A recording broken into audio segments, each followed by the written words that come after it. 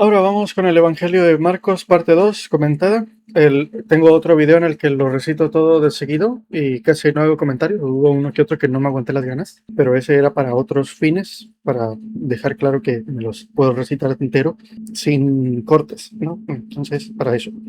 Otra vez, antes de empezar, aclaro, a mí me gustan estas cosas. No voy a invertir mi tiempo en memorizar algo que no me gusta.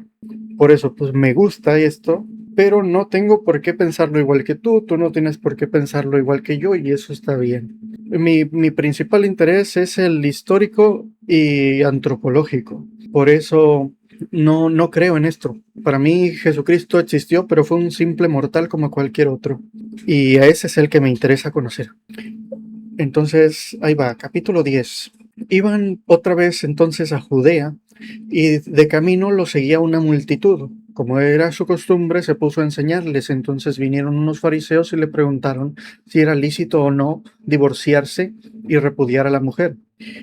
Y él les preguntó, ¿qué os escribió Moisés sobre esto? Y ellos contestaron, Moisés escribió que era lícito divorciarse y repudiar. Por la dureza de vuestros corazones os escribió este mandamiento, pues desde el principio Dios hizo al hombre y la mujer, y por eso el hombre abandonará a su padre y a su madre para unirse a su mujer y serán una sola carne. Por tanto, que no divida el hombre lo que Dios unció en un mismo yugo.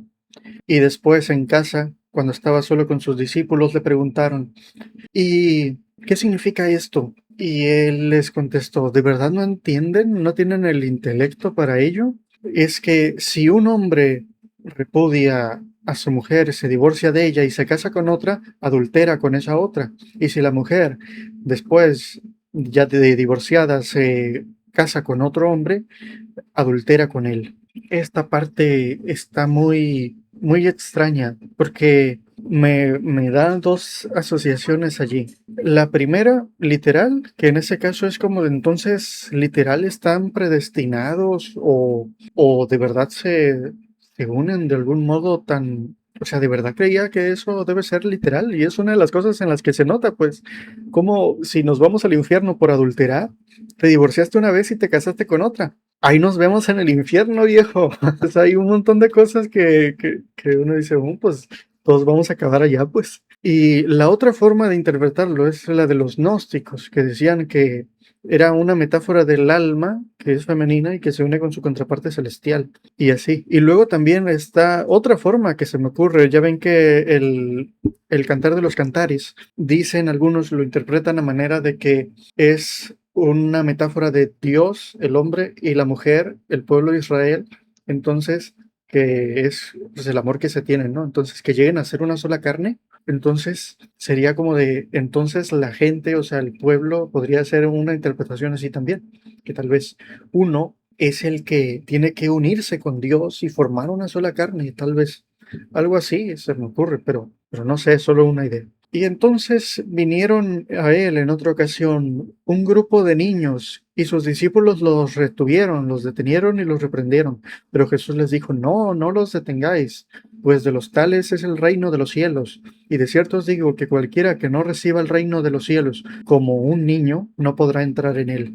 Y él los levantaba en brazos y los bendecía. Y entonces, andando por el camino, le vino al encuentro un joven que se puso de rodillas y le dijo, Maestro bueno, ¿qué debo hacer para recibir la vida eterna como herencia? Y Jesús le contestó, ¿por qué me llamas bueno? Solo Dios es bueno. Esta parte, esa respuesta, es una de las cosas por las cuales se nota que el Corpus Hermeticum atribuido a Hermes Trismegisto fue hecho ya en época cristiana, porque aquí en el Corpus Hermeticum hay una parte que dice, solamente Dios es bueno, no hay ningún otro ser al que puedas llamar bueno que no sea Dios, y por eso eso está aquí, es otra de las cosas por las cuales se nota, además de los estudios filológicos, que estos textos que se atribuyen a Hermes, pues este Hermes nunca existió, posiblemente no existió, no hay ninguna evidencia de ello, pero y que fueron escritos en época cristiana. Pero aunque no tengamos ese relato,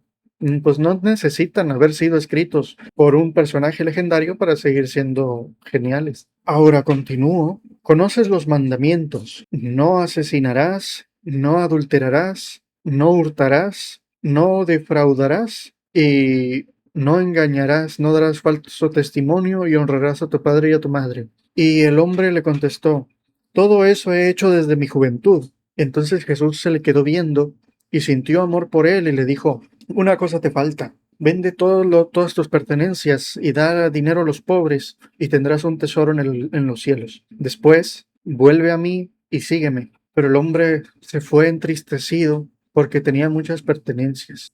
Y la parte que sigue, esta me gusta mucho, dice, Jesús dijo, ¿con cuánta dificultad entrará un hombre al reino de los cielos? Y los discípulos se sorprendían.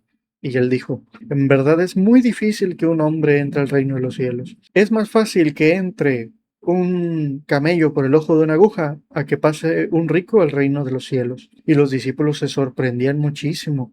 Y le preguntó Pedro, entonces, ¿quién será salvo? Y Jesús le dijo, de cierto os digo, que esto es imposible para los hombres, pero para con Dios nada es imposible. Y Pedro le dijo, he aquí nosotros te hemos seguido, hemos abandonado nuestra casa, nuestra familia, nuestra madre, hermanos, nuestro padre, etcétera. Y nosotros iremos al reino de los cielos. Esa parte me gusta. Es como decía en el capítulo 4 que la palabra, o sea, la semilla, cuando cae en un lugar donde hay muchos espinos, es ahogada por los espinos. O sea, los espinos son las riquezas, las vanidades, todas las cosas estas que, como decía el Eclesiastés, el que tiene sed de plata jamás se saciará de plata y el que tiene deseo de riqueza jamás obtendrá ganancia, etcétera. Pues me gusta mucho esa parte. Por eso es en una cosa en la que se nota que Jesús sería comunista. Y de hecho, los primeros cristianos, dice el libro de los Hechos también, eran comunistas. O sea, el cristianismo original, el primitivo, era una cosa comunista. Por eso lo tuvieron que amoldear bastante para poder hacerlo digerible para el Imperio Romano. Por eso sobrevivió el cristianismo que decía darle al César lo que es del César y a Dios lo que es de Dios. Pero originalmente era chingue su madre el César, puro Dios a la vez. Continúo y dice, de cierto os digo que todo aquel que haya abandonado a sus padres, a sus hermanos, a sus casas, sus tierras, sus parcelas, todos tendrán como recompensa 100 veces más en esta vida y luego también la vida eterna en la otra. Pero los primeros serán los postreros. Esa parte es muy interesante porque ahí se nota que Jesucristo pensaba que es algo que iba a pasar ya, que iba a pasar ya pronto, o sea, y no pronto en el sentido de, ay, 1000 años, 2000 años, sino pronto en el sentido de más tardar unos 30 años, porque iban a recibir recompensa en esta vida. Y ahora 100 veces más lo que decían, o sea, si abandonaron su casa, 100 casas más, pues, o una casa 100 veces más grande, pues es la idea, que él como que sí creía en estas cosas, él no se esperaba que fuera a morir y luego pues se fuera a postergar ese, ya pronto viene el reino, unos 2000 años y feria. Y entonces esta parte también es una de las que digo, la que sigue, es una de las que se nota que está muy alterada por las interpretaciones cada vez más posteriores que fueron divinizando cada vez más a Jesucristo, porque le ponen así como que los discípulos están muy atemorizados, dice así. Y entonces subieron hacia Jerusalén y los discípulos los seguían un poco apartados, temerosos. Y Jesús se reunió con los 12 y les dijo, he aquí vamos a Jerusalén. Y el Hijo del Hombre será entregado a los principales sacerdotes y a los escribas y a los ancianos, y será condenado a muerte. Será escupido, golpeado y asesinado. Pero después de 3 días resucitará. Ese pedacito, como constantemente lo ponen a hablar otra vez de predecir su muerte, esos pedazos se me hacen notoriamente falsos. Como, o sea, hasta siento que fueron escritos por una persona diferente, que la pluma, o sea, cuando lo interiorizo, pues dentro, digo, esto se siente que lo escribió, o sea, la forma de hablar se siente distinta, ¿no? Aunque tal vez sean impresiones demasiado subjetivas porque pues lo memoricé traducido, ¿no? Entonces, pues, pero me da esa impresión. Y entonces, Santiago el mayor y Juan se le acercaron a Jesús y le dijeron, oye, queremos que nos hagas lo que te pidamos. Esta es una parte que se nota. Esta sí se siente más auténtica y es un poco incompatible con la justo anterior, en la que estaban temerosos de Jesús, porque si no, no se lo hubieran acercado con tanta confianza de decirle una ocurrencia así. Es que le van a pedir que cuando él sea el mero chaca, uno se siente a la izquierda y el otro a la derecha. Y esta parte es la que se nota así como que los discípulos de verdad creen que él va a convertirse en el rey de los judíos, en el gobernante de toda Judea, de todo Israel o algo así, o de todo el mundo, quién sabe. Pero es la parte que se siente más auténtica, una de las más auténticas, más que se nota la personalidad de ellos, así como de, oye, y ya que tengas dinero, me compras un carro, pues algo así se siente, pues, dice. Y Jesús le preguntó, ¿y qué es lo que queréis que os haga? Y ellos dijeron, queremos que cuando estés en tu gloria, uno se siente a tu izquierda y el otro a tu derecha. Y Jesús les dijo, no sabéis lo que me estáis pidiendo. ¿Podéis vosotros beber de la misma copa que yo bebo? ¿Y podéis vosotros ser bautizados en el mismo bautismo que yo fui bautizado? Y ellos dijeron, podemos. Bueno, entonces sea así. Beberéis de la misma copa y seréis bautizados en el mismo bautismo que yo.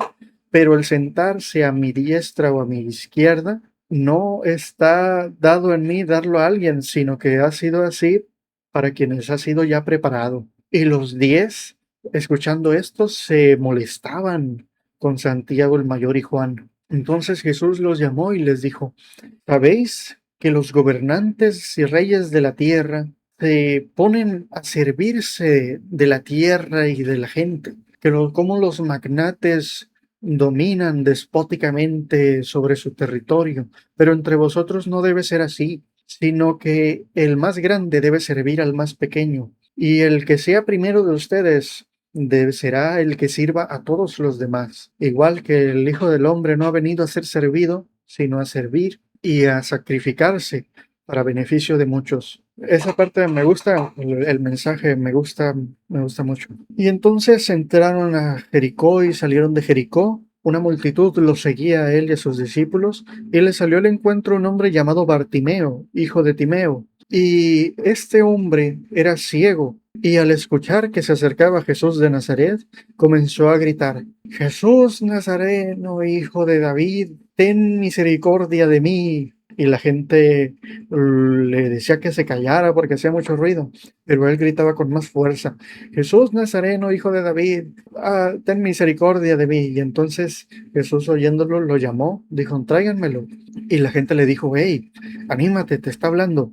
Y entonces él al instante se levantó de un salto, tiró la manta al suelo y corrió hacia allá.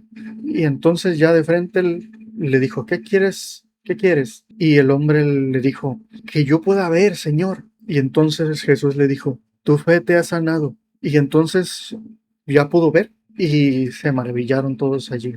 Capítulo 11. Esta parte de las sanaciones, de la vista y de cosas así. De la lepra es una de las que más me sorprende, ¿no? Aunque porque si ustedes han leído alguna vez de psicología o si alguno de ustedes ha estudiado psicología, sabe que una de las cosas en las que más se hace énfasis, sobre todo en la historia de la psicología, es sobre la hipocondría, la histeria, la neurastenia, estos problemas psicosomáticos. Y también, por ejemplo, en el manual para el no, es en el manual de psicopatología clínica de la editorial Herder, dice que hay personas que buscan ir al hospital y ser internados por de a huevo, pues que están sanos, pero ellos quieren ser internados en un hospital, arreglárselas, y que a veces consumen cosas o se hacen cosas a sí mismos para simular las enfermedades y demás. No he leído mucho del tema, solamente he leído que esos casos existen, pero no he andado mucho todavía, pero es muy curioso. Entonces, Lo que se me ha ocurrido es que tal vez algunas de esas curaciones sí fueron reales, pero fueron de personas con hipocondría, con trastornos psicosomáticos, aunque también pues toda enfermedad es hasta cierto punto psicosomática, porque de huevo siempre la mente influye de algún modo. Por ejemplo, de principio, los alimentos que más te gustan son los que primero por el exceso te puede enfermar, o por la ausencia de que un alimento no te guste te puede enfermar de algo o te puede dar deficiencia de algo.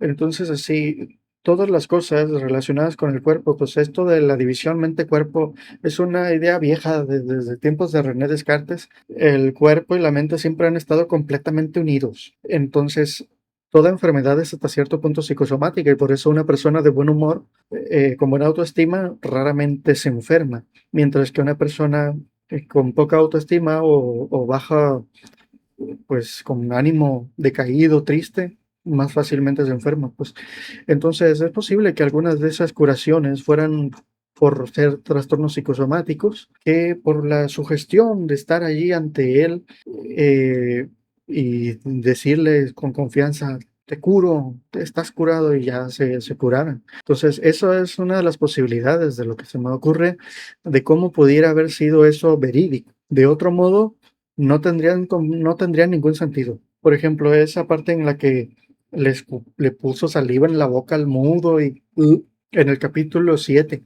y que le destapó los oídos, la sordera por meterlos. Esas cosas son completamente imposibles, completamente imposibles. Es que de plano no puede ser así. Igual que el compa que tenía el brazo seco y se lo sanó. Muchas de esas curaciones son imposibles, directamente imposibles y sobre todo en esas épocas. Por eso no queda más que pensar que o fueron trastornos psicosomáticos curados por la sugestión o directamente nunca pasó eso, o fueron exageraciones o así. Entonces, capítulo 11. Y fueron hacia Jerusalén. Iban pasando por Betsaida y Betania y estaban en el monte de los olivos, ahí cerca, y Jesús le dijo a dos discípulos enviándolos, vayan a la aldea que está enfrente, allí encontraréis un pollino amarrado en el cual nadie nunca se ha sentado, lo desamarraréis y me lo traeréis. Si alguien nos dijera algo, decidle, el Señor tiene necesidad de él, y ya que lo desocupe, os lo traerá de vuelta. Y entonces ellos fueron y hallaron tal y como les dijo. Por fuera del camino había un pollino, o sea, un burro, amarrado junto a una puerta. Y entonces fueron, lo desamarraron y se lo llevaron a Jesús, echaron mantas sobre él y se subió. Aquí hay una cosa curiosa, ese tipo de asuntos interpretativos, hermenéuticos. Y es que imagínense que ustedes tuvieran tal nivel de confianza en una persona que si les dice, vete a la aldea para allá, vete todo para allá derecho y te vas a encontrar un burro y me lo traes. Entonces tú te vas caminando derecho y es una cosa curiosa, o sea, es una especie de algoritmo hermenéutico. Pudieras decir, esta aldea no es porque no hallé ninguno, sigo caminando. No hallé ninguno, sigo caminando. No hallé ninguno, sigo caminando. Pues en algún momento vas a tener que hallarte un burro, ¿no? Entonces, es posible que eso pasara porque hay cosas así que ocurren a veces. Imagínense que ustedes, por algún motivo de su fe o algo, dijeran, me voy a encontrar al amor de mi vida caminando todo derecho por esta calle. Y entonces van caminando y aunque no sea así, pues en algún momento podrían hallar a alguien y decir, este es el amor de mi vida. Y esforzarse tanto en ello, pues que acabe convirtiéndose en eso. O que simplemente por creerlo acaben convirtiéndose esa persona en el amor de su vida, ¿no? Cosas así, pues es una cosa curiosa de esas hermenéuticas, cómo funcionan. Es muy curioso. Y luego pongan atención en esta parte que sigue, porque se sube al pollino, o sea, al burro, y va caminando y la gente va hecha así fiesta, llegó el Mesías, etcétera. Y llega al templo y luego se sale del templo. ¿Por qué? Porque ya era noche o algo así. Imagínense, o sea, como que ya traía todo el relajo de que iba a pasar algo y como que de pronto no, como que, o sea, tal vez andaba cerrado el templo, andaba en mantenimiento o algo, como que ya tenía la fiesta montada, pues, pero al llegar, pues por algún motivo no se hizo lo que esperaba, creo. Dice así.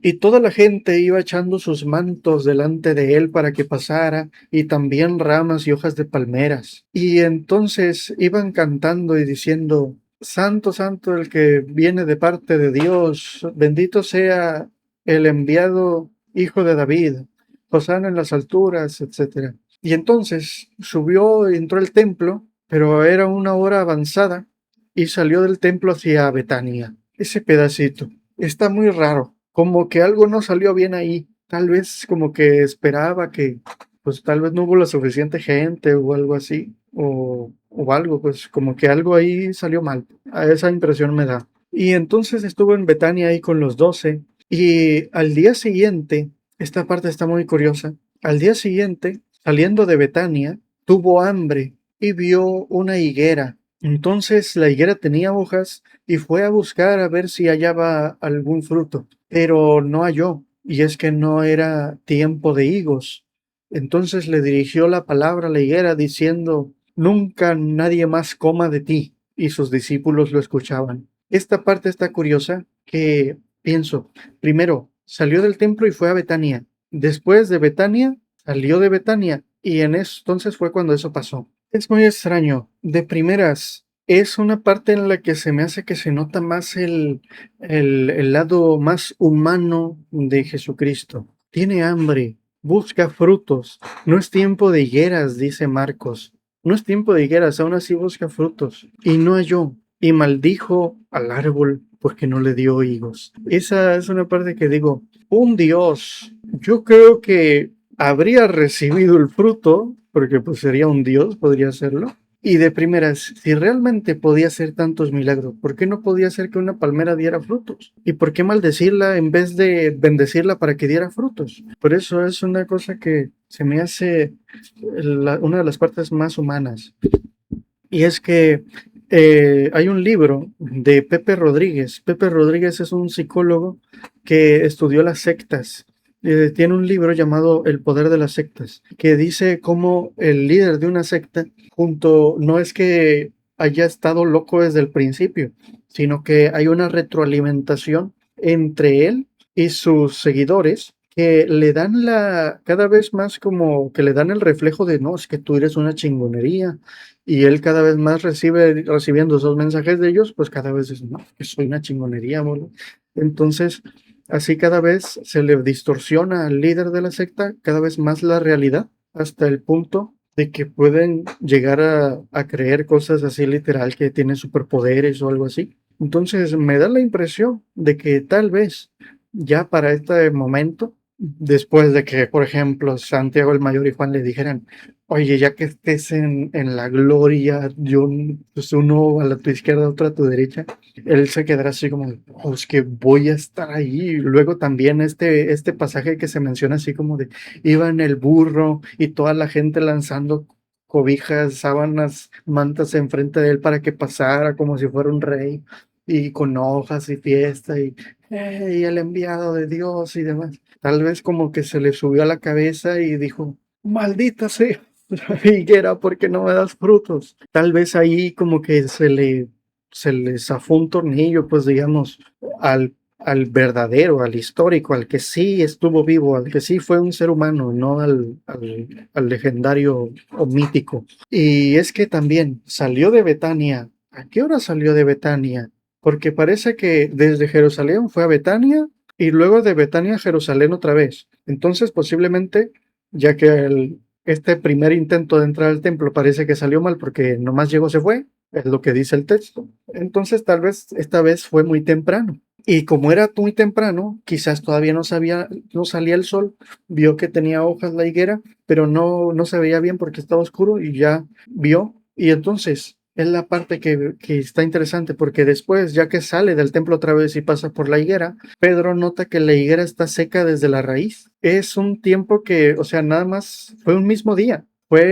Da cuenta, algo que vieron la higuera en la mañana con hambre, llegaron al templo, salieron en la tarde, ya atardeciendo, pasaron por la higuera otra vez. Entonces fue una cosa de un solo día. La higuera ya estaba seca, seguramente ya estaba seca desde antes, nomás que no se había dado cuenta porque había poca luz. Y Pedro y los demás en vez de reconocer, ¿no? Es que no te dio fruto primero porque no es tiempo de higueras y segundo porque ya estaba seca desde antes. Pero la maldijo y pues ellos dijeron, la maldijo. Luego vimos que está seca, por lo tanto se secó porque la maldijo, ¿no? Entonces prefirieron interpretarlo así de esa manera que reconocer lo que hubiera sido más plausible, que es que la higuera ya estaba seca desde antes y que de primeras pues no era tiempo de higos y que por eso no iba a dar higuera, no iba a dar higos. Es una parte que se nota, uno de los aspectos más humanos de cómo era una persona como cualquier otra, con errores y que puede tener cualquiera, con expresiones que uno puede decir cualquiera, o sea, se me descompuso el carro, maldito seas pinche carro, cosas así pues. Entonces entró al templo y expulsó a todos los mercaderes y a los que compran y a los que venden. Volteó la mesa de los cambistas, derribó la silla de los que venden palomas y no dejaba que nadie transportara objetos por el templo. Y se puso a enseñar diciendo, no está escrito, mi templo será casa de oración para todas las naciones, pero vosotros lo habéis convertido en una cueva de ladrones. Y lo escuchaban los principales sacerdotes, los escribas y los ancianos, y querían deshacerse de él, pero no podían porque temían a la gente que lo apoyaba. Y entonces, llegada la tarde, salieron una hora avanzada y vieron la higuera. Y Pedro notó que la higuera estaba seca desde la raíz y le dijo, Rabí, la higuera que maldijiste está seca. Y Jesús le dijo, sí, si oráis a Dios con todo vuestro corazón, con toda vuestra fe, podéis incluso decir a un monte, arrójate de aquí, quítate de aquí, arrójate al mar. Y si no dudáis en vuestro corazón, sino que cuando oráis, creéis completamente en que lo que decís ocurre, os será dado. Y cuando oráis, imaginad que recibís todo lo que pedís y lo recibiréis. Y cuando oréis de pie y tengáis algo contra alguien, perdonadle, para que vuestro Padre Celestial os perdone vuestros delitos. A mí no me gusta ese pedazo. Me parece una forma de como que salirse de la realidad, pues en vez de reconocer que el mundo es el mundo y no podemos cambiar las cosas más allá de nuestros movimientos corporales. Digo, en plan de, si eso fuera real, pues entonces habría que investigarlo, pero investigarlo bien. Y es que hasta ahora esas cosas, las veces que he visto que las investigan, siempre hay un montón de errores metodológicos. A mí me gustaría probar todas esas cosas, a ver si son ciertas. De hecho, alguna vez quiero probar, hacer experimentos de todas esas cosas, a ver si ocurren o no. Porque no se puede afirmar algo hasta saber si, pues hasta hacer la prueba, ¿no? Pero sí, se me hace, pues la mayoría de las veces que he visto sobre eso, siempre hay graves errores metodológicos. Ahora, continúo. Y entonces, estando en el templo, se estaba enseñando a la gente y se le acercaron unos fariseos para tentarlo, preguntándole, ¿con qué autoridad haces estas cosas? Y Jesús les preguntó, primero vosotros contestadme esto,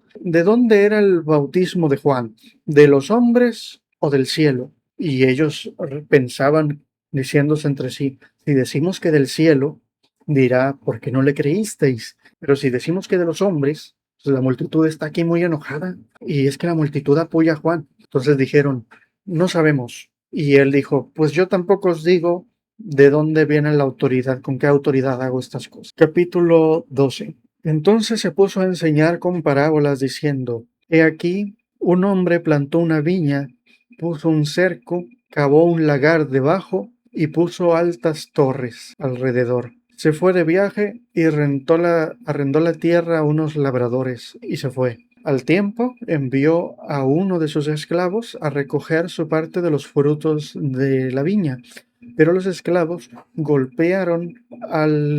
los labradores golpearon al esclavo y lo regresaron vacío. Al tiempo envió a otro esclavo y los labradores lo agarraron, lo golpearon en la cabeza y lo ultrajaron y lo regresaron vacío. Al tiempo llevó otro esclavo y a éste lo mataron. Y envió a muchos esclavos más y a muchos más golpearon y los mataron. Y el dueño de la viña tenía un hijo amado y lo envió diciendo, respetarán a mi hijo. Pero cuando los labradores tuvieron al hijo allí, le echaron mano diciendo, aquí está el heredero, si lo matamos, nosotros heredaremos la tierra.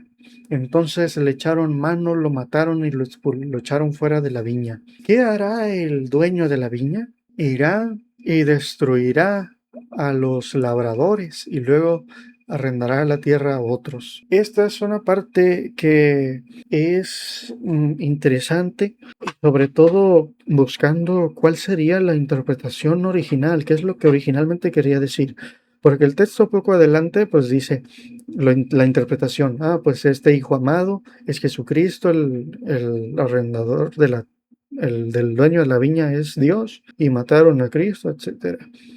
Pero si yo lo pienso en términos históricos y no creo que Jesucristo haya previsto su propia muerte. Era un hombre. Yo creo que él creía ser un mensajero de Dios y no un hijo de Dios literalmente. Entonces, creo tal vez la metáfora, la cosa que se me ha ocurrido es que tal vez era una alegoría respecto al Imperio Romano, ¿no?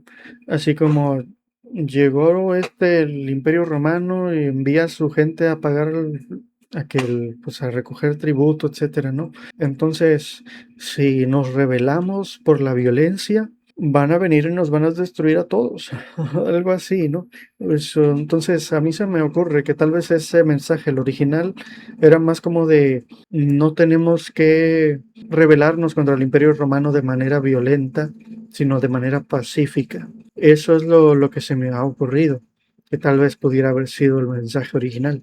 Aunque también, por otro lado, la historia de esta parábola me recuerda mucho al libro de Enoch. Y es que ahorita ya está bien consolidado históricamente que la Biblia es una y que el libro de Enoch no entra allí. Pero en los tiempos estos todavía no estaba fijado ni siquiera completamente el canon de la Biblia hebrea, me parece.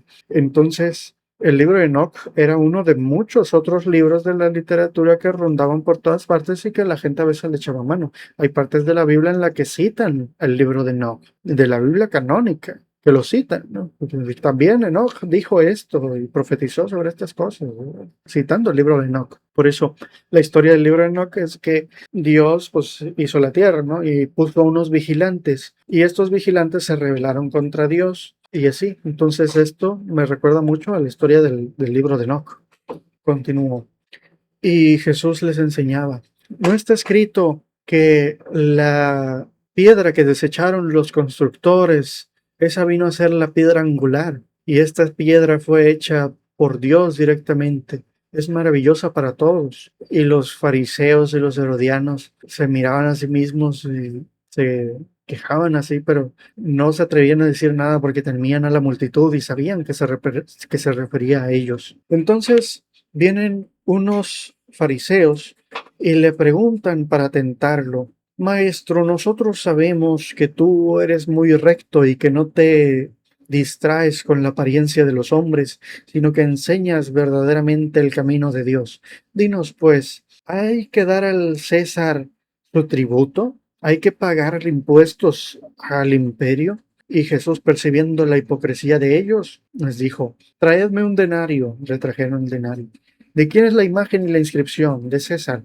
Pues dad al César lo que es del César y a Dios lo que es de Dios. Esa parte se me hace curiosa.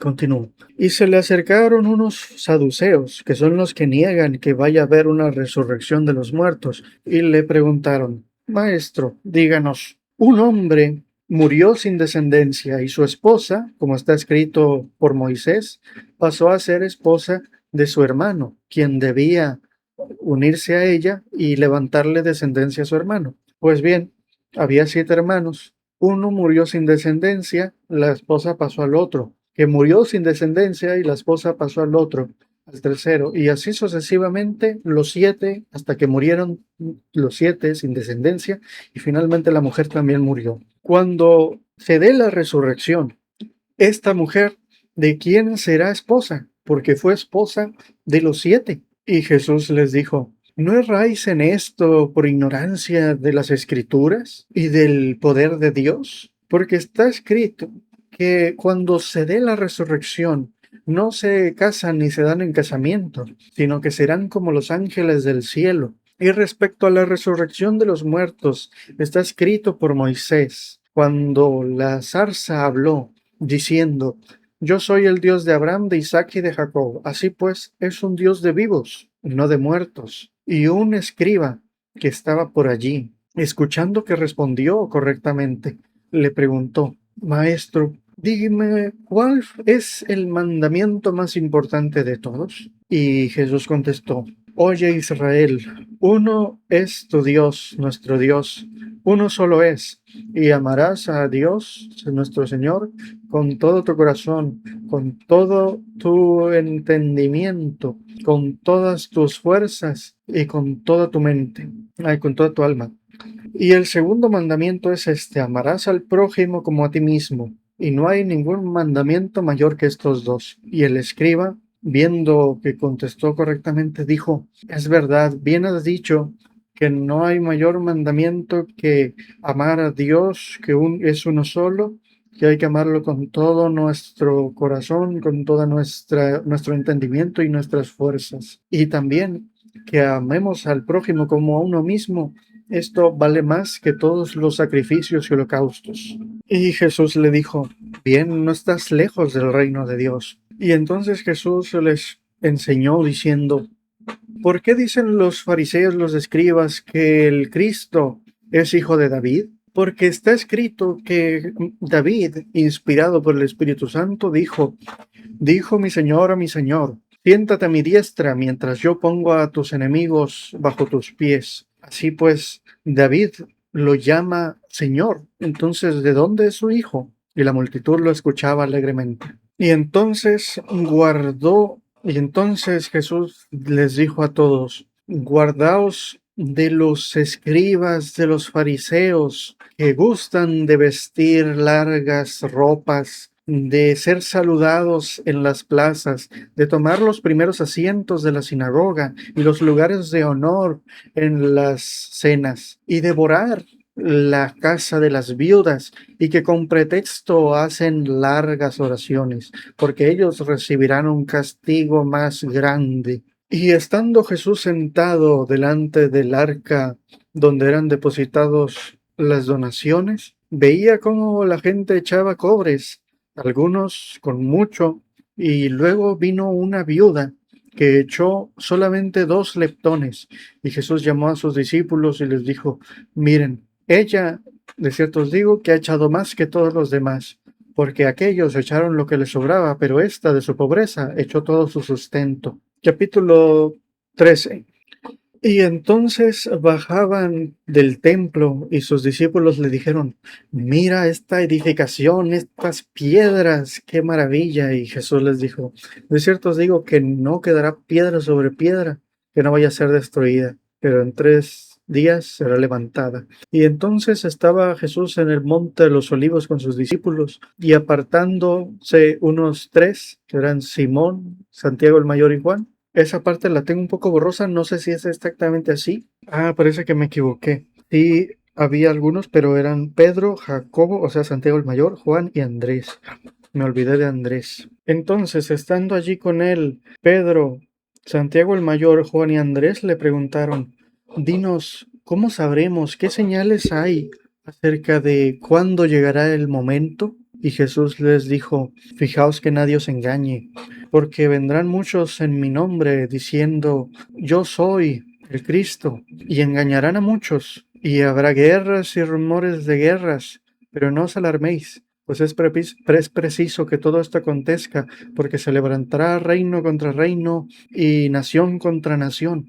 Habrá grandes terremotos en todo el mundo y mucha hambruna, y vosotros mismos veréis, seréis condenados por los sanedrines y azotados en las sinagogas, seréis llevados a entregar a los gobernantes de la tierra para testimonio de ellos, Y el Evangelio será proclamado en todas las naciones. Y no os preocupéis cuando os conduzcan hacia los gobernantes a ser entregados. No os preocupéis por qué es lo que vais a decir, porque el Espíritu Santo hablará por vosotros. Así pues, el hermano se levantará contra el hermano y lo entregará, y el padre contra el hijo, y los hijos se levantarán contra los padres y los harán morir. Y seréis aborrecidos por causa de mi nombre por todos, pero el que persevere hasta el fin, ese será salvo. Por lo tanto, cuando veáis que la abominación de la desolación está en el lugar que no debe, el que lee entienda. Todos los de Judea huyan a los montes. Esta parte es una que se nota, es este tipo de cosas, que esto de pues, la Biblia entera no se puede tomar así literal como que es palabra directa de Dios, porque, o sea, imagínense, Jesucristo está explicándole a sus discípulos y se va a detener y va a mirar directo a la cámara y va a decir, el que lee, entienda.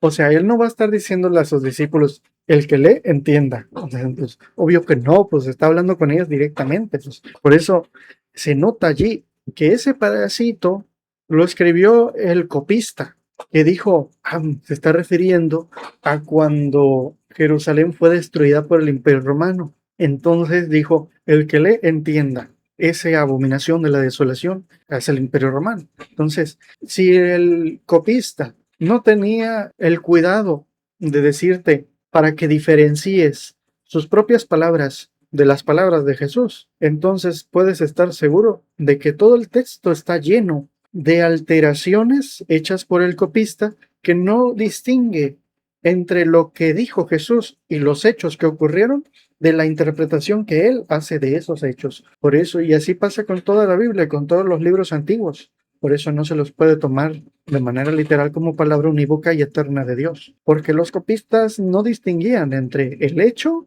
y la interpretación que ellos hacían de ese hecho, y también pues el efecto del teléfono descompuesto.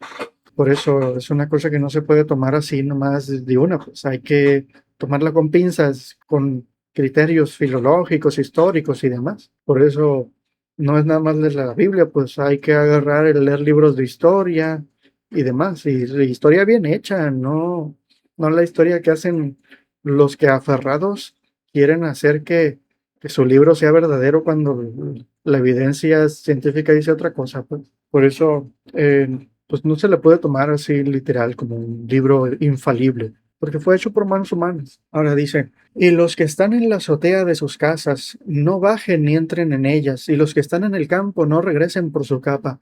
Y ay de las que están encintas y de las que están amamantando. Por tanto, oren para que no ocurra en invierno. No habrá mayor tribulación que esta desde el principio de la creación, ni después en el futuro. Esta es la parte interesante, miren, dice, si Dios no acortara los días, ninguna carne sería salva, pero por cuanto quiso salvar a sus elegidos que escogió, acortó los días. Esa es una parte muy interesante porque me recuerda a la idea de los gnósticos, su interpretación, de que había una serie de pues, personas de diferentes almas, ¿no? Los materiales, los que ya estaban condenados desde que nacieron, los psíquicos, los que necesitan leyes para poder salvarse, y los neumáticos, los que ya son salvos simplemente por lo que son, porque ontológicamente son criaturas del eterno, del que está arriba, pues,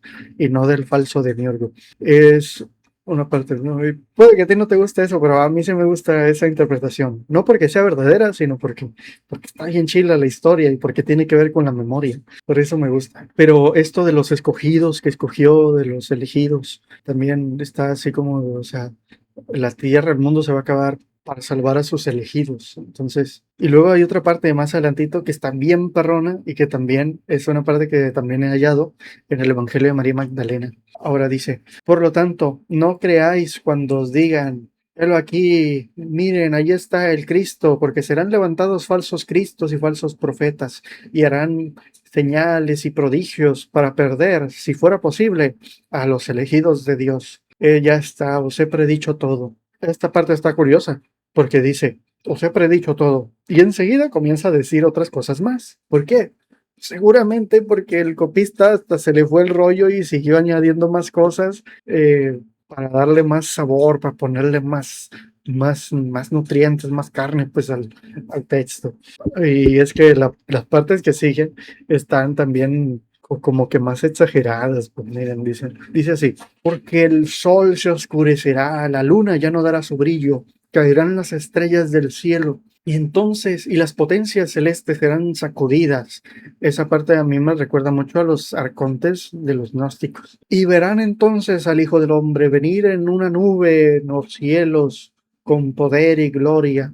Y los ángeles reunirán a los elegidos de las 4 regiones de la tierra, desde los extremos donde la tierra se toca con el cielo, algo así. Quiera que os sirva como parábola, porque cuando la rama de la higuera está verde, da hojas, entonces está cerca el verano. Así estará el Hijo del Hombre a la puerta. Y no vendrá esta generación, este linaje, hasta que hayan ocurrido todas estas cosas. Os digo que será destruido el cielo y la tierra, pero mis palabras permanecerán. Por tanto, velad, para que no, porque el Hijo del Hombre vendrá como ladrón en la noche. Por tanto, manteneos en vela, porque esto es como si un hombre abandonara su casa y la dejara a cuidarla a sus esclavos, y estos se pusieran cada quien a trabajar en lo suyo. Y si el velador, el de la puerta, no se mantuviera en vela, entonces podría venir, y no sabéis cuándo vendrá, si por la tarde, por la noche o por la madrugada. Por eso os digo a ustedes y a todos los demás, velad. Y esa parte precisamente, después de él, os he predicho todo, y que continúa prediciendo cosas, es precisamente la parte que habla de la muerte de Jesucristo. O sea, que es un añadido ya de teología paulina, de no, es que murió por nuestros pecados, pero va a volver otra vez. Por eso ahí pues también se nota que ese pedazo es un añadido posterior, tratando de entender cómo es que murió y que no estaba planeado que muriera. Es como si tuviera capas, así como la Tierra, ¿no? Como los arqueólogos que tienen capas de tierra y que dicen: Esta corresponde a los dinosaurios, esta todavía más anterior", así. El texto está con capas, con una capa encima de otra, y cada vez fueron añadiendo un poco más. Ahora continúo y dice, capítulo 14. Y 2 días antes de la fiesta de la Pascua y de los Ácimos, Jesús estaba en Betania con Simón el leproso, comiendo reclinado a su mesa, dice. Y se acercó una mujer con un perfume de alabastro, de nardo, muy caro, y lo rompió y lo derramó sobre su cabeza y lo ungió. Y los discípulos al verlo se indignaron con la mujer, diciendo: ese perfume era muy caro, lo pudimos haber vendido por 300 denarios y darlo a los pobres. Y Jesús les reprendió, diciendo: no le causéis aflicción. A los pobres los tenéis con vosotros todo el tiempo, podéis ayudarlos cuando queráis, pero a mí no siempre me tendréis aquí. Esta mujer se ha adelantado a ungir mi cuerpo para la sepultura. Por tanto, en todos lugares donde se ha pregonado el Evangelio, se recordará lo que hizo esta mujer por mí. Ese pedazo es una cosa que se nota, pues para mí todos los pedazos en los que habla de la muerte y resurrección de Jesús son falsos. Son escritos posteriores tratando de explicar por qué pasó lo que no debió pasar. Este pedazo en concreto se me hace extraño. Primero, porque justo después está la historia de Judas y cómo lo entregó. Y por ello, como tiene este pedazo de algo falso, a la vez me da la impresión, tal vez hay algo verdadero, y como ya están estos precedentes, luego de que él entrara con el burro, hubo fiesta, entró al templo, se fue a Betania, luego salió de Betania hacia el templo,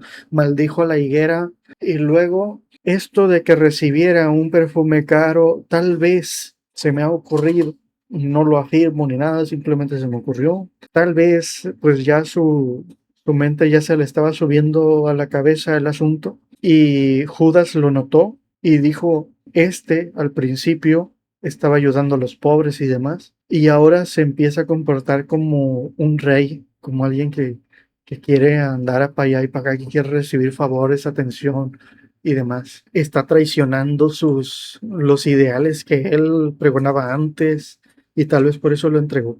Se me ha ocurrido esa versión porque digo, imagínate, pues, no es nada más así como, o sea, aún si fuera el Judas malvado que se le metió el demonio, porque es lo que me gusta también del Evangelio de Marcos. Este no sataniza a Judas, simplemente dice, lo entregó.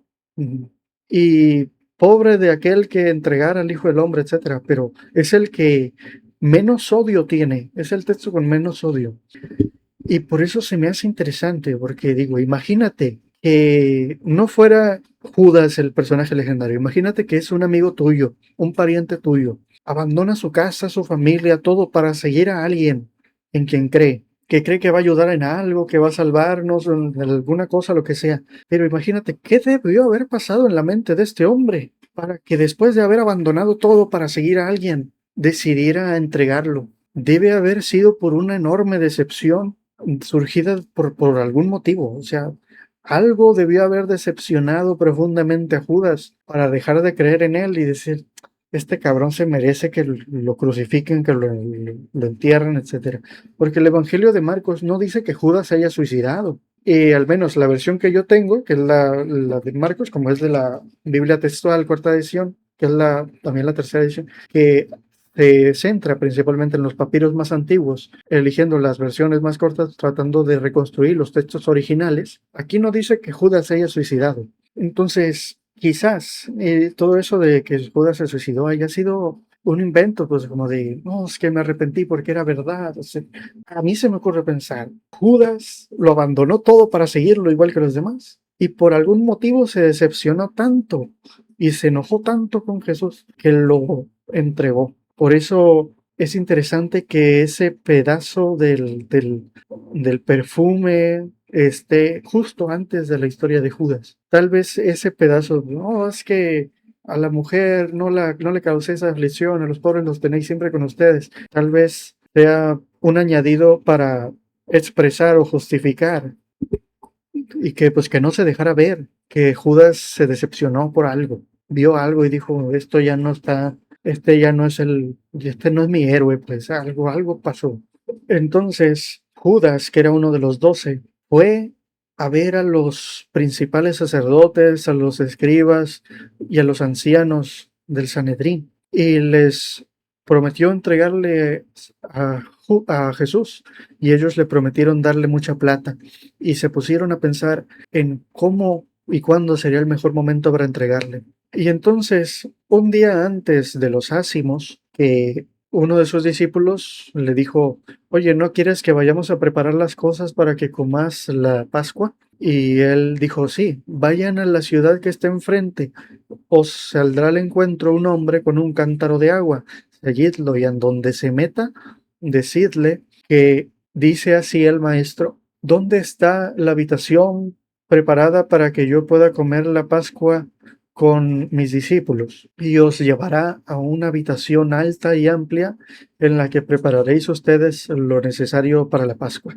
Y entonces fueron, así como les dijo, y efectivamente se encontraron un hombre con un cántaro de agua. Es ese tipo de cosas que también les digo, ¿no? Si yo les digo, mira, vete derecho por la calle hasta que te encuentres a alguien con una Coca-Cola. Y a ese, síguelo a su casa y dile esto y como que pues uno puede hacerlo, pues ese tipo de cosas, uno pues, sí podría y hallárselo, ¿no? Por pura cosa de interpretación y no porque ve el futuro o algo así. Y entonces lo siguieron, le dijeron como Jesús les dijo y los llevó a un lugar, a una habitación en la que prepararon todo para la fiesta de la Pascua. Y entonces Jesús llegó ahí y reclinado a la mesa con ellos, ya al día siguiente, les dijo, os digo que uno de vosotros que están aquí conmigo comiendo me va a entregar. Y ellos uno por uno comenzaron a decirle, ¿acaso seré yo?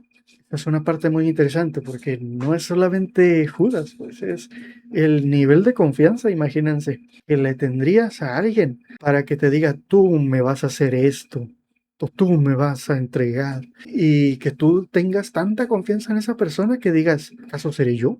o sea, que dudes tanto de ti por afirmar tanto tu fe en una persona es una cosa sorprendente. Es un nivel de, o no sé, un nivel de fe enorme o de manipulación o de no sé qué, pero es algo increíble que algo pase así, a ese nivel de confianza y de duda sobre uno mismo. Pero bueno, dice, os digo que el que remoja el pan en el plato conmigo, ese me entregará. Eso dice nada más, no dice otra cosa. Entonces, no dice que fuera Judas. Ahí no lo está mencionando específicamente, no está diciendo que Judas sea el que esté haciendo eso. Entonces, quizás remojó el pan en un plato con todos, tal vez. Entonces, dice, he aquí el Hijo del Hombre será entregado, se irá y después volverá en una nube con poder, pero ay del que lo entregue, porque el más le sería, mejor le sería no haber nacido. Y entonces partió el pan y lo dio a los 12, diciendo, esta es mi carne. Y tomó la copa de vino y la dio a los 12 y les dijo, y beban, esta es mi sangre que es derramada, la sangre del pacto que será derramada por muchos. Este pedazo del pan y el vino, primero lo del vino, de la sangre, del nuevo pacto que es derramado por muchos, es otra de esas partes que me parecen interpretaciones posteriores, ya con una carga teológica bien consolidada, para explicar por qué murió. Y por eso me parece que lo que pasó no pudo haber sido así. Debió haber sido algo distinto, pensándolo más en términos históricos, porque Jesús no sabría que él iba a morir. Y esa parte de que uno de ustedes me va a entregar, quizás esa parte también fuera falsa. Si acaso hubiera esto de la Pascua, pues es una fiesta de por sí ya importante. Entonces, tal vez sí pasó algo importante, algún ritual importante entre ellos, pero no creo que tuviera que ver con su propia muerte o algo así, sino quizás más con una coincidencia temporal. Y de cierto os digo que ya no probaré el fruto de la vid, o sea, de la uva, hasta que esté en el reino de los cielos. Y entonces cantaron algunos himnos, y después les dijo, de cierto os digo que el Hijo del Hombre habrá de padecer muchas cosas, morir y resucitar después del tercer día. Pero entonces iré delante de ustedes hacia Galilea. Y Pedro le dijo, yo nunca te voy a entregar, ni aunque muera por ello. Esta parte, ya de ahí, si se fijan, es que casi todas las en las que tiene protagonismo Pedro a mí me parecen falsas, me suenan falso. Por ejemplo, acaban de decir todos que el texto dice así. Cada uno de ellos le preguntó, ¿acaso seré yo? O sea, preguntando todos, ¿seré yo el que te va a entregar? Y Pedro luego dice, yo nunca te voy a entregar. No concuerdan esas dos cosas. Una de las dos cosas que se dice ahí es falso. O todos dijeron, ¿acaso seré yo? O se negaron todos, porque dice, no solo Pedro, dice también, Pedro dijo, yo nunca te voy a entregar, aunque tenga que morir. Y los demás decían también lo mismo. Por eso, esta parte no concuerda aquí, pues hay algo incoherente, incompatible. O todos ellos dicen, ¿seré yo el que te va a entregar? O todos ellos dicen, yo nunca te voy a entregar. Pero no pueden decir las dos cosas al mismo tiempo. Es absurdo. Y Jesús le dijo, de cierto te digo que tú me negarás 3 veces antes de que el gallo cante 2 veces. Y entonces fueron a Getsemaní, y allí le dijo a sus discípulos que esperaran, y tomó consigo a Simón, Juan y Santiago el mayor, y les dijo, se empezó a afligir, a sentir deprimido y angustiarse, y dijo, soy presa de una tristeza insoportable, una tristeza mortal. Y ellos les dijo, manténganse aquí, manténganse en vela. Y él fue más apartado y se puso a orar, pidiendo que se apartara de él la hora. Y se puso a orar diciendo, Dios, por favor, aleja esta copa de mí, pero no sea lo que yo quiero, sino lo que tú quieres. Y entonces bajó un poco más otra vez y vio a Simón, Santiago el mayor y Juan dormidos. Y les dijo, despertad, velad, que no podéis manteneros en vela. Os digo que veléis para que no caigáis en tentación. Y entonces volvió a subir, volvió a rezar diciendo las mismas palabras, y volvió a bajar y los volvió a encontrar dormidos, y es que sus ojos habían sido cargados. y no sabían qué responderle. Entonces, finalmente volvió a orar y volvió a bajar y les dijo, ahora sí, duerman, descansen, porque hay que prepararnos para mañana. Y es suficiente, despierten. He aquí el Hijo del Hombre va a ser entregado. Aquí viene el que me va a entregar.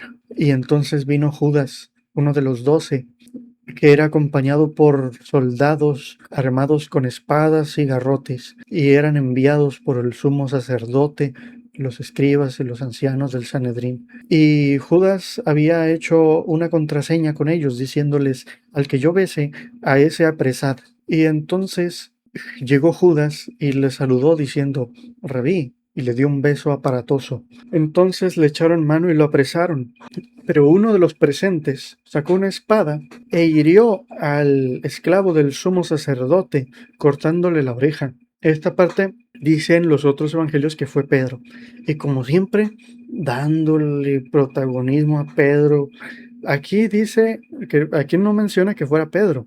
Y es que no tiene sentido que fuera Pedro, porque Pedro va a ir a la casa del sumo sacerdote y va a estar en el patio en medio de sus sirvientes, entonces no tiene sentido.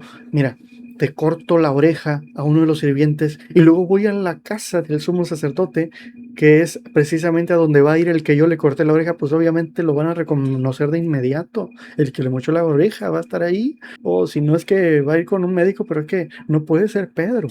Por eso no es Pedro el que le cortó la oreja. También es interesante que este compa tuviera una espada de primeras. ¿Qué hacía con una espada? Entonces, de pronto, es como que ya no puedes imaginarte que Jesucristo y su gente estaban así que puro paz y amor. Que había gente con espadas allí, pues, o sea, y una espada es un arma diseñada específicamente para la guerra. Un hacha puede ser para el trabajo. Podría haber una persona con un hacha. Sería un campesino. Pero una espada es un arma para matar a los seres humanos, entonces, y aparte es cara. Así que el que te imagines, ahora si te imaginas a Jesucristo y a sus discípulos, imagínatelo con un equivalente a un cuerno de chivo, porque eso es una espada en esa época. Y había alguien ahí con una espada, o sea, es como si Jesucristo estuviera aquí y alguno de sus discípulos tuviera un cuerno de chivo ahí encima. Sí. Entonces, es interesante, pues, esto del hombre que tiene una espada no es una cosa así nomás un detalle, ¿no? Esto nos dice mucho que hay que pensarle. Y entonces Jesús dijo, como a un ladrón han venido conmigo con espadas y garrotes. Y es que estuvo Jesús enseñando en el templo y no lo apresaban allí. Era preciso que esto ocurriera de este modo para que se cumplieran las escrituras. Y entonces todos corrieron para todas partes huyendo, y a uno que estaba desnudo con una sábana le echaron mano, pero él, soltando la sábana, huyó desnudo. Este te dice que cree que se puede haber sido Marcos, el escritor, que pues anduvo ahí de primera mano y observó todo eso. Y porque dice así nomás, y uno que andaba allí salió corriendo desnudo. Es una cosa muy, muy curiosa, muy pintoresca. Pues es posible que ese hubiera sido Marcos, que pues, se metió a sí mismo en la historia. Pero también si ese hubiera sido Marcos, entonces también la cosa se vuelve interesante, porque de primeras hay varias partes en las que se dice, ¿no? Y Jesucristo le dijo esto en privado a sus discípulos. Pues de primeras, si no lo contó uno de los 12, y uno de los que escuchó de primera mano lo que dijeron, entonces, ¿quién le dijo? O sea, toda la historia, ¿quién le contó? ¿Quién lo vio? ¿Quién le contó a quién? ¿Quién le contó a ese otro? ¿Quién le contó a ese otro? ¿Y quién por fin ya escribió la historia? Esa cadena de sucesiones es muy importante ubicarla, porque por ejemplo, ya que está Jesús en la sinagoga y lo golpean, ¿quién estuvo ahí para verlo y después escribirlo? Pues ahí ya no estuvo Marcos. Entonces, ¿quién lo vio? ¿Quién lo vio y le contó a otra persona?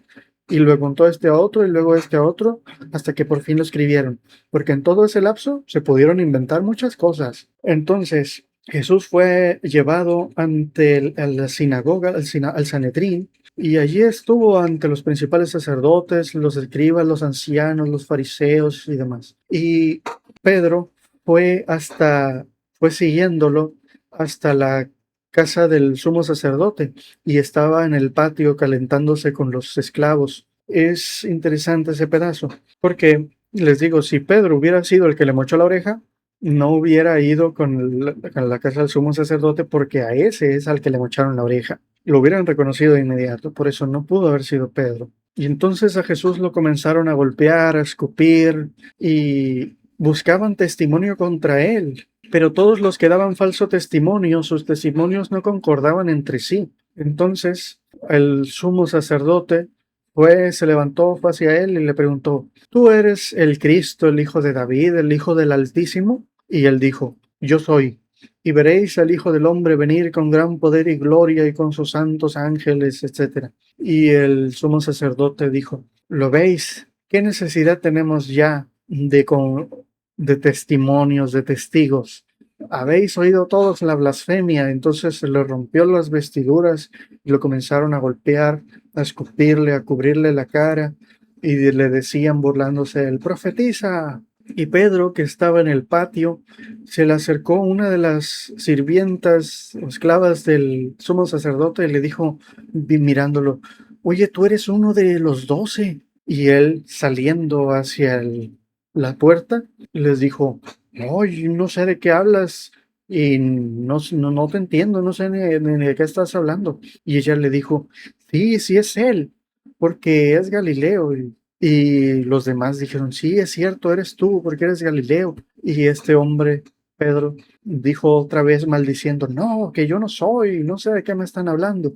Y al instante sonó el canto del gallo por segunda ocasión, y Pedro se puso a llorar, acordándose de lo que le dijo su maestro. Y entonces, después de que Jesús fue entregado al Sanedrín y fue azotado, fue llevado hacia Poncio Pilatos. Poncio Pilatos le preguntó: ¿Tú eres el rey de los judíos? Y él no decía nada. Y los principales sacerdotes lo acusaban de muchas cosas, y Poncio Pilatos le dijo: Mira de todo lo que te acusan, ¿qué tienes que decir? Pero él no contestaba nada, se mantenía, de modo que Pilatos se sorprendía mucho. Y entonces ocurría que en todas las fiestas él liberaba a alguno de los presos, y estaba Barrabás preso con los sediciosos, con los que habían hecho un homicidio en la revuelta. Y entonces la gente subió para pedirle que hiciera como acostumbraba, liberando a alguien. Y Poncio Pilatos les dijo a todos: ¿Queréis que os libere al rey de los judíos? Porque sabía que los principales sacerdotes lo habían entregado por envidia. Pero los principales sacerdotes incitaron a toda multitud al que pidieran que se librara a Barrabás. Y Poncio Pilatos les dijo: ¿Y entonces qué hago con el rey de los judíos? Crucifícalo, le dijeron. Y los principales sacerdotes incitaban a que pidieran que lo crucificaran. Y entonces Poncio Pilatos dijo: ¿Pero qué mal ha hecho? Y le gritaban otra vez: crucifícalo. Entonces liberó a Barrabás, y después de azotar a Jesús lo mandó a que lo llevaran a crucificar. Y entonces los soldados lo metieron al palacio, al pretorio, le vistieron de púrpura, le hicieron una corona de espinas y se la pusieron, y lo saludaban diciendo: Salve al rey de los judíos. Y lo golpeaban su cabeza con una caña, le escupían y se hincaban haciéndole reverencias en forma de burla. Y después de todo esto, le quitaron las ropas púrpuras, le pusieron su ropa y lo llevaron a crucificar. Y a un hombre llamado Simón de Cirenaica, que era padre de Alejandro y de Rufo, lo obligaron a llevar la cruz. Esa parte está curiosa porque generalmente imaginamos que Jesús iba cargando su propia cruz, pero el de Marcos dice que la cruz la llevaba otro. Y es que pues tiene sentido, ¿no? Después de que lo golpearan tanto, pues no iba a poder cargar la cruz él solo. Y después lo llevaron a un lugar llamado el Gólgota, que significa el lugar de la calavera.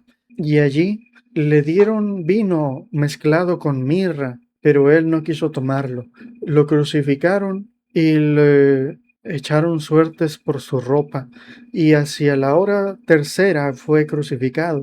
Y con él fueron crucificados a su izquierda y a su derecha 2 ladrones. Esa parte está curiosa porque, ¿se acuerdan? Santiago el Mayor y Juan le habían dicho: Oye, queremos estar a tu izquierda y a tu derecha cuando estés en tu gloria. Pues lo abandonaron, lo abandonaron todos, excepto María Magdalena y la otra María, la madre de Salomé, que quizás fuera su madre. Entonces, todos los que pasaban lo insultaban, diciendo: con burlas. Este es el que iba a destruir el templo en 3 días y en 3 días lo iba a levantar. Sálvate a ti mismo si puedes, a ver si es cierto. Y los principales sacerdotes se decían entre ellos con los escribas, miren, salvó a otros y no puede salvarse a sí mismo. Miren, el rey de Israel, baja de la cruz para que veamos y te creamos. Y incluso los ladrones que estaban con él lo injuriaban. Esa parte es curiosa porque de ahí pues se ve, ¿no? Como o sea, la otra historia que está en los otros evangelios, de que los otros ladrones le decían, oh, es que sí, tú vas a estar conmigo en el reino de los cielos hoy mismo, etcétera. Pues imagínense hasta los otros ladrones que agüite. Y hacia la hora sexta, la tierra se llenó completamente de oscuridad hasta la hora novena. Y en la hora novena, Jesús exclamó a gran voz diciendo, Eloí, Eloí, lema sabachthani, y que significa, Dios mío, ¿por qué me has abandonado? Esta parte está bien interesante porque es en relación a un salmo, pero también es como de, o sea, él está diciendo, Dios mío, ¿por qué me abandonaste? ¿Por qué? Porque era un simple mortal como cualquier otro. Y porque él creía que iba a triunfar, que iba a lograr algo, no sé si a traer el reino de Dios o esperar a que llegara el reino de Dios o si él iba a convertirse literal en un rey o algo así. Pero el punto es que su misión salió mal, le salió mal, murió, no se lo esperaba y por eso sintió que Dios lo abandonó. Y no entendía por qué. Entonces está muy interesante. Me gusta mucho esa parte porque se le nota mucho la parte humana, lo que sí fue real y no los inventos idealizados que se pusieron después. Pero entonces, escuchándolo, algunos dijeron, mira, está llamando a Elías. Entonces uno remojó una esponja en vinagre, la puso en una caña y quiso darle, diciendo, vamos a esperar a ver si viene Elías a salvarlo. Pero él rechazó, exclamó, dio un alarido y expiró. Y se rasgó el velo del templo, ese pedazo, ¿no? Ese tipo de detalles es como de, ¿quién estuvo ahí para verlo? Porque, ¿y cómo supieron que fue exactamente a esa hora? Sospechoso, pues. Es el tipo de detalles que es como de, ah, mira, él murió aquí, entonces, ¿quién vio cuando estuvo muriendo ahí? Y luego, ¿quién vio cuando se rasgó el templo? ¿Y cómo supieron que fue al mismo tiempo? Pues se lo inventaron eso. Nunca se rasgó, no pasó nada seguramente. Simplemente murió, igual que mueren todos, igual que vamos a morir todos. Así. Y estaban a lo lejos viendo María Magdalena y María, la madre de José, Santiago y Salomé. Esta es interesante porque esta María que se menciona habrá sido su madre porque cuando en el capítulo 6 de Marcos menciona que la gente decía, ¿no es este el hijo de María? Que sus hermanos están aquí, Judas, José y Santiago, y sus hermanas están aquí. Entonces aquí hay dos nombres, José y Santiago, y se mencionan otra vez acá. Esta María es madre también de un José, de un Santiago y de una Salomé, que no se mencionó antes. Pero entonces es como, ¿será esta su madre o es otra? Por eso está interesante. ¿Será que su madre? Pues seguramente, ¿no?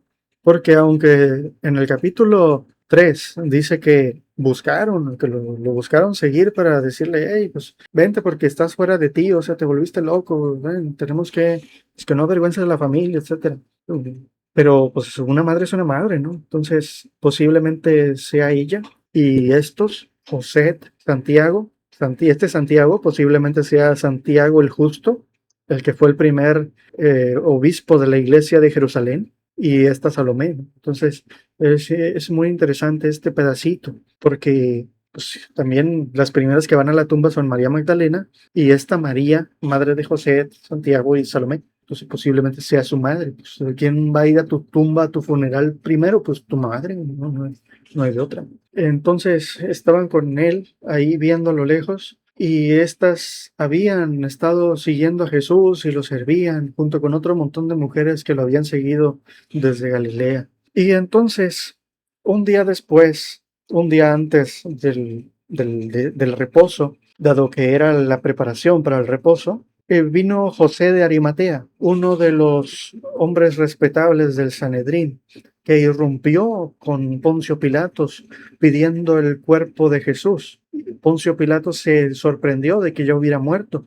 Llamó a un soldado y después de que éste le confirmara que sí había muerto, le concedió el cadáver. Entonces este hombre compró en el mercado una sábana, bajó a Jesús, lo envolvió y lo depositó en una cripta que él había hecho escarbar sobre la tierra y rodó una roca gigante para taparla. 2 días después del reposo, vinieron María Magdalena y María, la madre de Judas, de José, Santiago y Salomé, compraron en el mercado aromatizantes, hierbas y demás, y aceites para ungir a Jesús. Y fueron hacia allá preguntándose por qué era muy de mañana, ya había salido el sol, pero seguía siendo muy temprano. ¿Quién va a abrirnos la puerta, o sea, la roca gigante, porque era muy grande? Y llegando, vieron que la roca ya había sido girada, y al entrar hallaron a un joven sentado a la derecha con una vestidura blanca y larga, y que les dijo que están buscando a Jesús Nazareno. No está, fue resucitado. Miren el lugar en el que lo pusieron. Vayan y díganle a Pedro y los demás discípulos que él va adelante hacia Galilea y que allá los verá. Y entonces María Magdalena y la otra María huyeron porque fueron presa de un temblor y un miedo, de modo que no le dijeron nada a nadie. Ahí termina la versión que yo tengo, que está recortada siguiendo los papiros más antiguos. Está interesante y sobre todo porque dice que era un joven que estaba allí, nada más. No que fuera un ángel, no que se apareció Jesucristo, nada. Simplemente un extraño que se apareció allí y que les dijo, fue resucitado, ¿no? Quizá fuera un viajero en el tiempo que dijo, es que sabemos que fue un simple mortal, entonces vamos a llevarnos este cadáver, a desaparecerlo, para que la gente piense que resucitó y que prosiga la leyenda como fue, ¿no? Entonces, tal vez algo así ha pasado, no sé, me gusta imaginar eso del viajero en el tiempo, porque se me hace más plausible que eso de que de verdad haya resucitado, y luego sobre todo después de tantos golpes.